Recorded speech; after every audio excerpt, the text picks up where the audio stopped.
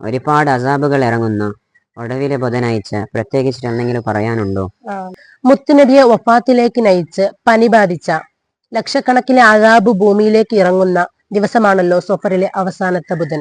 ഇത്രയും ഡേഞ്ചറായ ഭയാനകരമായ ഈ ദിവസത്തില് നാം അള്ളാഹുവിനോട് അവന്റെ പ്രത്യേകമായ കാവൽ ലഭിക്കാൻ, അള്ളാഹുവിന്റെ ആദാബിനെ തൊട്ട് രക്ഷ ലഭിക്കാൻ നാം എന്താണ് ചെയ്യേണ്ടത്?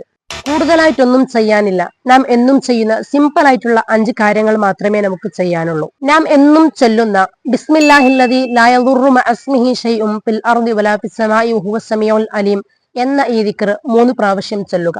പിന്നെ അഊദു ബികലിമാത്തില്ലാഹി തമ്മാതി മിൻ ശർരി മാ ഖലഖ് എന്ന ഈ ദിക്റും 3 പ്രാവശ്യം ചൊല്ലുക. പിന്നെ ബിസ്മില്ലാഹി തവക്കൽതു അലല്ലാഹ് ലാ ഹൗല വലാ ഖുവത ഇല്ലാ ബില്ലാഹ് എന്ന ഈ ദിക്റും 3 പ്രാവശ്യം ചൊല്ലുക.